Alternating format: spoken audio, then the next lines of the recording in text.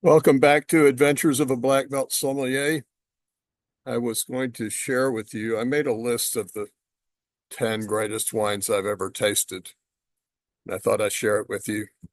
If I did this tomorrow, the wines might be different. They're in no particular order because I tried to do that and I couldn't. But anyway, as I said, if I did this list again tomorrow, it might be slightly different. But these are today what I think are the 10 greatest wines I've ever tasted or drunk or served. I'm going to start with 1974 Heights Martha's Vineyard Cabernet Sauvignon. Obviously, 74 was a very, very great vintage in the Napa Valley. And at that time, Joe Heights was making some of the greatest wines in the world. I tasted this with him at an event at my restaurant in Nashville in, I think, 1990. It's part of a charity event. It was really extraordinary. Easily the greatest Napa Valley wine I've ever tasted. And the exciting thing is I'm going to Napa in September, and I'm going to taste the 74 Robert Mondavi Reserve Cabernet, which should be probably, well, if it's still alive, if the bottle we open is still alive, it should be the equal of the Heights. It was perfection the day I tasted it, and I think it was 1990. Second on my list is 1951 Penfolds Grange, the inaugural vintage. It was probably 35 years old when I tasted it. I say often that Grange is the one wine in the world that no matter how many vintages I've tasted, and I've probably tasted at least 25, if not more than that. It's never disappointing. It's always extraordinary. It always deserves high 90-point scores, even in what are considered marginal vintages. Of course, it's hot in Barossa, so the grapes always get ripe. It's a extraordinary wine. The funny story about it is I always called it, it used to be called Grange Hermitage but they had to stop calling it Grange Hermitage with the formation of the European Union because Hermitage was a protected name. So they started calling it just Grange. But I always, because of my background, mostly working in French restaurants, I'd always called it Grange Hermitage. And anyway, I was having lunch with Peter Gago, the winemaker, at another restaurant in Nashville that I owned called Toucan. And he corrected me and he said, we speak English in Australia. It's called Grange Hermitage, not Grange Hermitage. But that was great. 1962 Domaine Leroy La Romanée Grand Cru. This was from Tom Black's wine cellar. He told me to go downstairs and pick out something I'd like to taste. And I picked out a 62 Leroy La Romanée.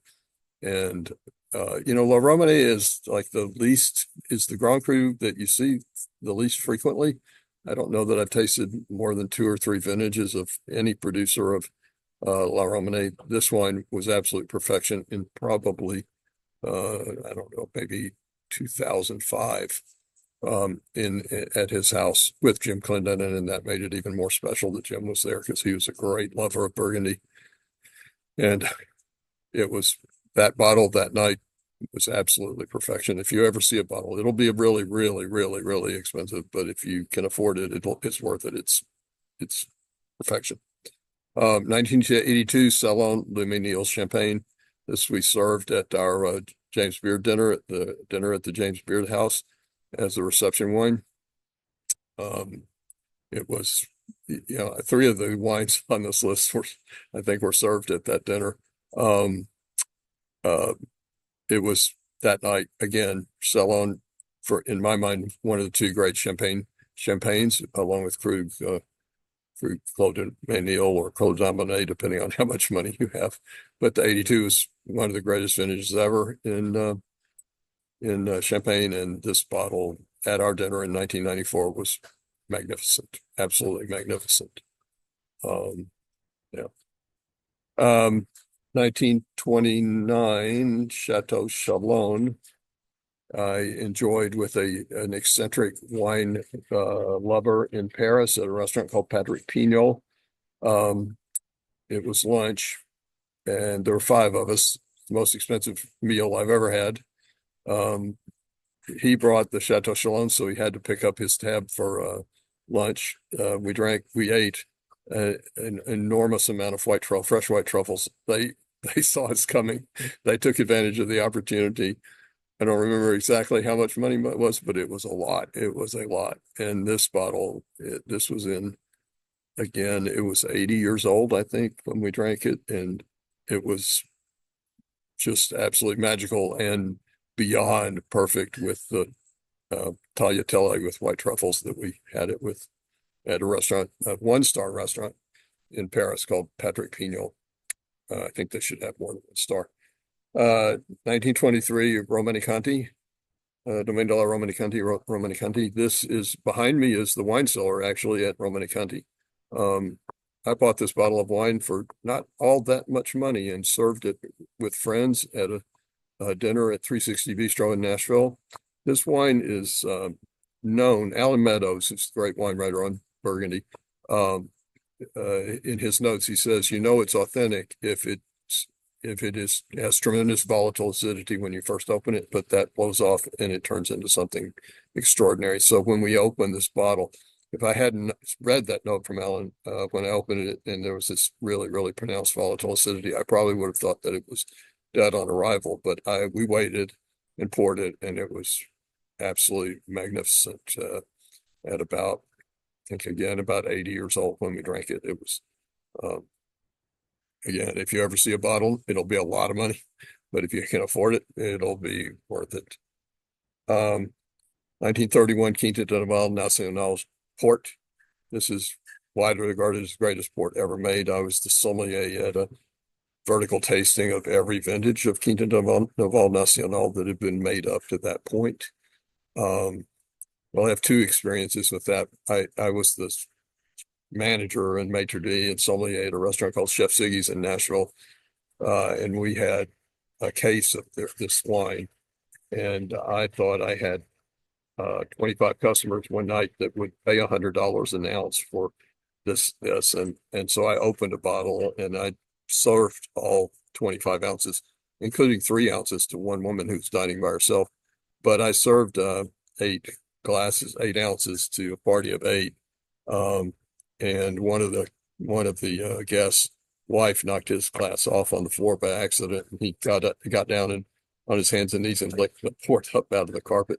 Now, I'm not sure. I don't know if he really did that or pretended to do it, but I also know that he filed for divorce about 3 weeks later, which is probably a coincidence. But I was also the sommelier at this vertical tasting of Quinta do Nacional, and the 31 was deserving of its reputation as one of the greatest wines ever made. 1961 Jabolet Hermitage La Chapelle. We had this at a really magnificent restaurant in New York City called Les Minas. Ray Kuntz was the chef. It was kind of Thai influenced French cuisine. There was a magnum of 61 Gaia Barbaresco and a magnum of 61 Hermitage La Chapelle on the wine list at what seemed very affordable price, $900. My business partner and I argued for about 10 minutes about which one we should drink. Finally, I convinced him we should have both. So we had the Gaia Barbaresco with the main course and the Hermitage La Chapelle with the cheese course. Unfortunately, we had drunk about half the magnum when the sommelier got confused and topped off our glasses with a bottle of Saint-Spirit Pinot Noir, which of course ruined the wine. But they gave us a bottle of 67 Chateau d'Yquem with dessert to make it up to us. So it turned out okay. The 61 Hermitage La Chapelle was definitely deserving of its reputation as one of the greatest wines ever made. 1947 Chateau Cheval Blanc is often cited as the greatest wine ever made. I was the sommelier at a tasting of 75 vintages of Chateau Cheval Blanc. at Billy Ray Hearn's house in Nashville, at which we served a bottle of Magnum and a double Magnum of the 47 Cheval Blanc. I'm going to say I don't think it's the greatest wine ever made because I've got one coming up that I think is, but it is right up there. It's kind of technically a flawed wine, but in spite of being flawed, it's absolutely magical, absolutely perfection. And then, of course, the greatest wine I ever drunk was the 1870 Glamis Castle Lafite, from which there's another episode of my podcast regarding. If you haven't seen that, it's worth looking it up. I think the title is The Greatest Wine Ever Made, about the Glamis Castle Lafite. I'm not going to tell the whole story, but this bottle, which I opened, a Magnum of 1870 Lafite, which I opened in 1994 for a charity event at which we raised a lot of money for cancer research, was, I would say, probably the greatest wine ever drunk by anyone ever in the world, because it was 124-year-old Magnum from the greatest vintage ever at Chateau Lafite Rothschild. What they regard as their greatest vintage ever, stored in a cave under a castle in Scotland for 100 years undisturbed. There's more to the story. You check out my other episode, and it's worth checking out. It was in 1994. It was 124 years old. It was still youthful. It could have gone another 30 or 40 years easily and only gotten better. But it was absolutely magical that night. So that's my top 10 wines. Maybe I'll do it again tomorrow and the list will be different because I had about 25 wines that I chose from that to pick these 10. But as always, thank you for tuning in to Adventures of a Black Belt Sommelier. I hope you're enjoying it.